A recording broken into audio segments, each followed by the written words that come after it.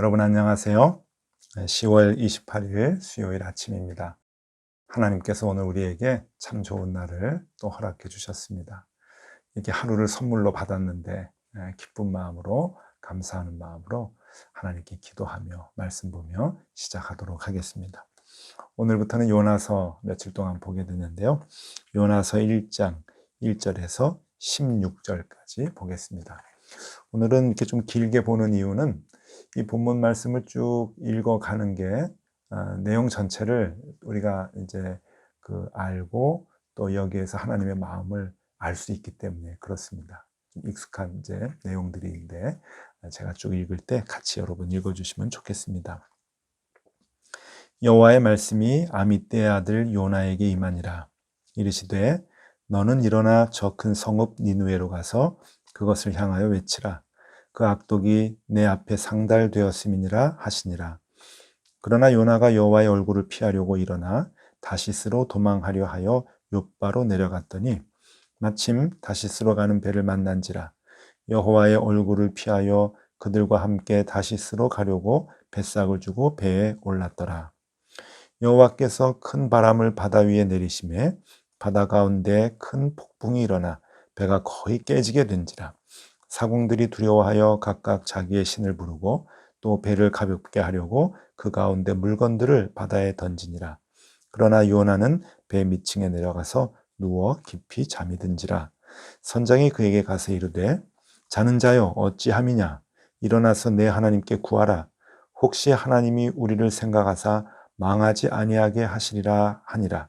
그들이 서로 이르되 자 우리가 제비를 뽑아 이 재앙이 누구로 말미암아 우리에게 임하였나 알아보자 하고 곧 제비를 뽑으니 제비가 요나에게 뽑힌지라. 무리가 그에게 이르되 청하건대 이 재앙이 누구 때문에 우리에게 임하였는가 말하라. 내 생업이 무엇이며 내가 어디에서 왔으며 내 나라가 어디며 어느 민족에 속하였느냐 하니 그가 대답하되 나는 히브리 사람이요 바다와 육지를 지으신 하늘의 하나님 여호와를 경외하는 자로라 하고 자기가 여호와의 얼굴을 피함인 줄 그들에게 말하였으므로 무리가 알고 심히 두려워하여 이르되 내가 어찌하여 이렇게 행하였느냐 하니라. 바다가 점점 흉용한지라. 무리가 그에게 이르되 우리가 너를 어떻게 하여야 바다가 우리를 위하여 잔잔하겠느냐 하니 그가 대답하되 나를 들어 바다에 던지라. 그리하면 바다가 너희를 위하여 잔잔하리라. 너희가 이 큰 폭풍을 만난 것이 나 때문인 줄을 내가 아노라 하니라. 그러나 그 사람들이 힘써 노를 저어 배를 육지로 돌리고자 하다가 바다가 그들을 향하여 점점 더 흉용함으로 능히 못한지라. 무리가 여호와께 부르짖어 이르되 여호와여 구하오고 구하오니 이 사람의 생명 때문에 우리를 멸망시키지 마옵소서. 무죄한 피를 우리에게 돌리지 마옵소서. 주 여호와께서는 주의 뜻대로 행하심이니이다 하고 요나를 들어 바다에 던짐에 바다가 뛰노는 것이 곧 그친지라. 그 사람들이 여호와를 크게 두려워하여 여호와께 제물을 드리고 서원을 하였더라. 아멘. 이제 오늘부터 이제 요나서를 이제 며칠간 우리가 이제 아침에 묵상을 하게 되는데 우리 어제까지 오바댜서를 같이 봤습니다. 오바댜서를 보면서 여러분 기억나시죠? 그 오바댜서를 해석하는 시각이 이제 두 개가 있다 얘기를 했습니다. 시오니즘, 그러니까 선민 사상을 가지고 이제 보게 되면은 하나님 믿는 사람들 건드리면 너희들 하나님이 벌할 거야 라고 해석이 되는 것이죠. 그런데 오바댜서를 보면서 꼭 그렇게 해석할 수만이 없는 것은 하나님이 모든 사람들을 다 보편적으로 사랑하시기 때문이다 라고 하는 이제 그 마음을 우리가 알아야 된다라고 했죠. 그 마음을 알 수 있는 가장 중요한 성경이 바로 오늘 이 요나서입니다. 그러니까 이 오바댜서하고 요나서는 통하는 게 있어요. 앞뒤로 이제 있으면서 하나님의 그 보편적인 사랑, 그리고 악한 사람이든 선한 사람이든 또 나쁜 나라에 속한 민족이든 또 선한 나라에 속한 백성이든 관계없이 고통받고 어려운 사람들 우리가 도와야 되고 또 그들에게 하나님의 사랑을 전해야 되는 의무가 우리에게 있다라고 하는 것을 알려주는 그런 그 성경들이죠. 그래서 이 하나님의 그 마음이 성경 전체에 이렇게 이제 나타나게 되는데, 요나서를 통해서 우리가 그 마음을, 하나님의 사랑을 다시 한번 이렇게 살펴보면 좋겠다 여겨지고, 하나님의 자녀라고 하는 우리가 어떻게 이 땅을 살아가야 하는가라고 하는 것을 우리가 생각해 보면 좋을 것 같습니다.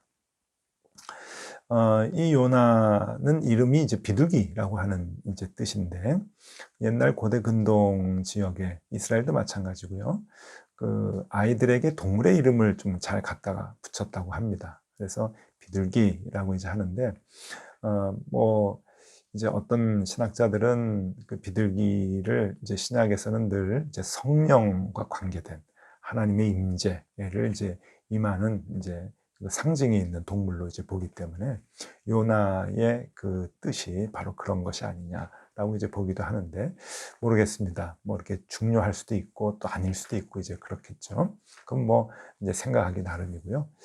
그렇게 뭐 중요하다고 생각하지는 않습니다. 자, 이 요나는 이제 그 성경에서 이제 요나서 외에 딱 한 군데 요나에 대한 이제 그 설명이 나오는데, 그것이 열왕기하 14장 25절에 나옵니다.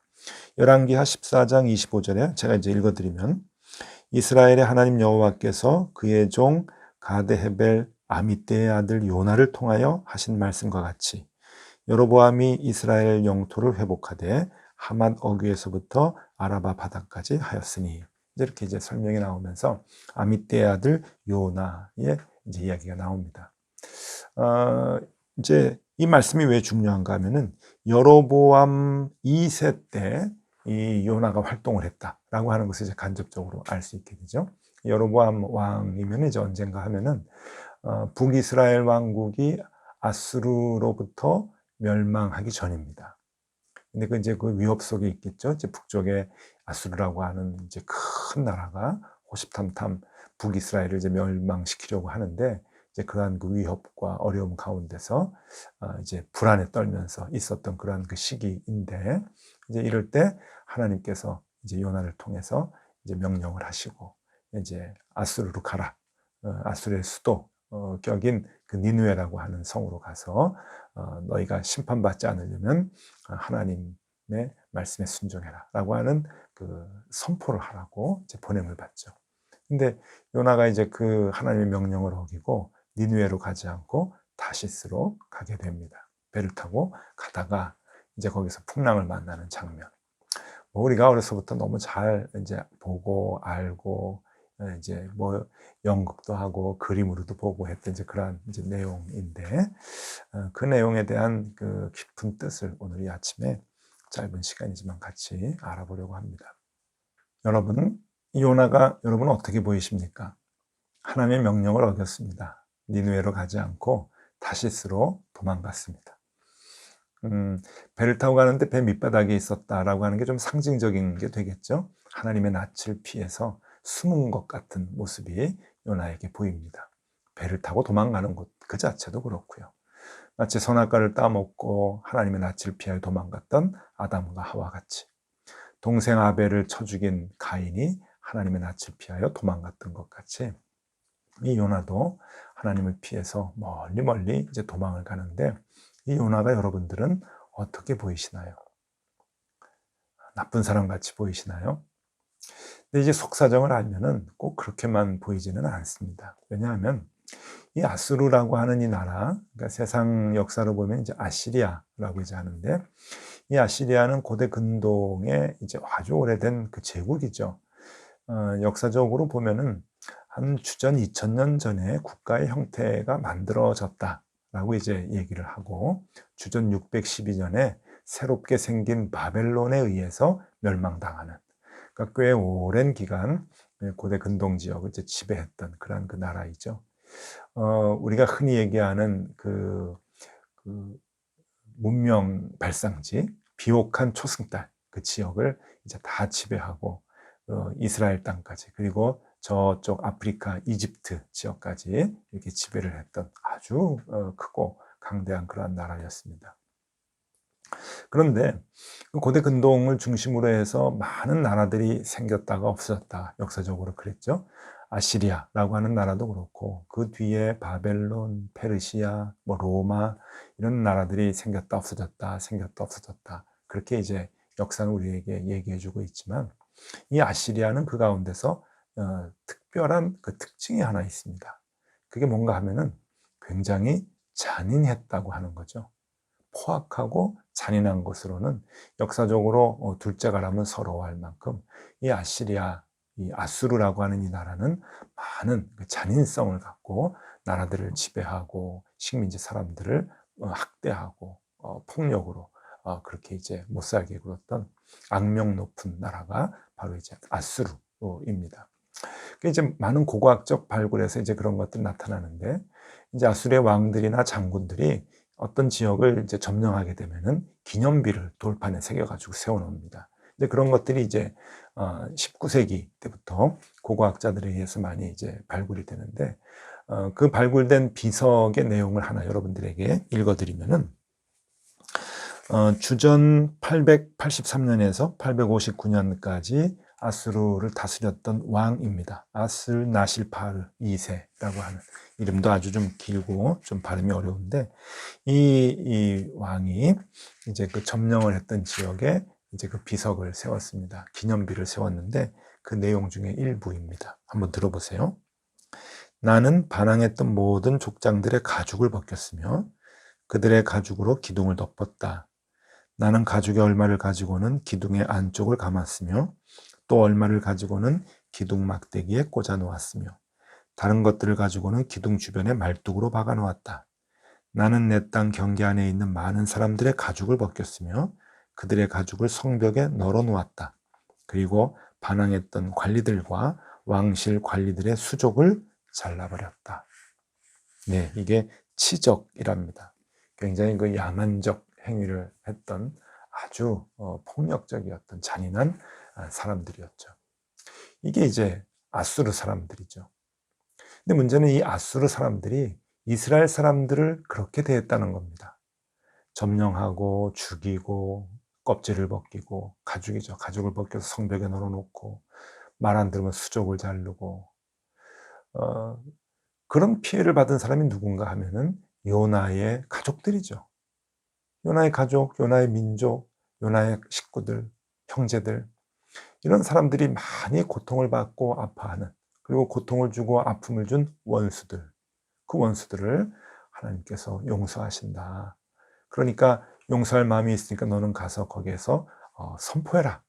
하나님께 돌아오라고 선포해라. 그럼 하나님 용서해 주신다고 선포해라. 라고 요나에게 명령을 하니까 여러분 요나는 갈 수가 없었던 거죠. 저는 요나가 그렇게 나쁘다고 보지 않습니다. 아마 저 같아도 마찬가지였으리라 그렇게 생각이 드는데 그래서 요나는 하나님 이건 아닙니다. 어떻게 저들을 용서할 수 있겠습니까? 그리고 그것도 내가 피해를 본 내가 어떻게 그 일을 할 수 있겠습니까? 하고 다시스로 도망을 가고 있는 모습이죠. 여러분 같으면 어떠시겠어요? 하나님이 여러분에게 그렇게 부탁을 하면은요. 여러분들 가족을 괴롭게 하고 힘들게 하고 여러분 눈에서 눈물 나게 하는 여러분들을 뒤에서 욕하고 여러분들을 헐뜯고 여러분들 자리에서 내려오도록 하는 그러한 악한 사람들 알고 있죠. 그 사람들을 어떻게 용서할 수 있겠습니까? 그 사람들을 용서하겠다고 사랑하겠다고 하나님이 가서 얘기하라 그러면 얘기할 수 있을까요?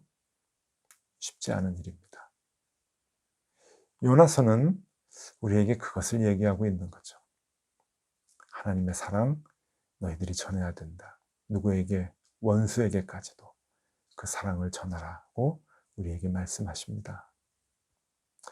오늘 우리에게 주님께서 하시는 주님의 마음은 이것 하나입니다. 사랑할 수 있겠니? 너를 힘들게 하고 너를 괴롭게 한 내 눈에 눈물 나게 한 사람들을 감싸 안아줄 수 있겠니? 마태복음 5장 46절에서 48절에 보면은 산상수훈에서 예수님께서 이에 대한 말씀을 정확하게 우리에게 해주십니다. 너희가 너희를 사랑하는 자를 사랑하면 무슨 상이 있으리요? 세리도 이같이 아니하느냐? 또 너희가 너희 형제에게만 무난하면 남보다 더하는 것이 무엇이냐? 이방인도 이같이 아니하느냐. 그러므로 하늘에 계신 너희 아버지의 온전하심과 같이 너희도 온전하라. 네, 우린 좀 다른 게 있어야 된다. 너 예수 믿어? 너 하나님 믿어? 다른 게 있어야지. 세상 사람들과 뭔가 구별이 돼야지. 주님이 지금 그 얘기를 하시는 거예요. 그게 뭡니까? 사랑해야 돼.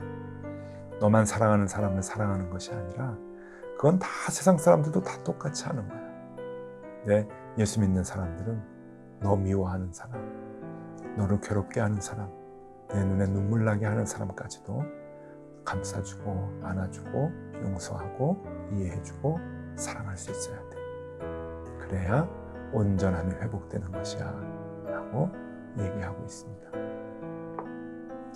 여러분, 쉽지 않은 하나님의 말씀이죠.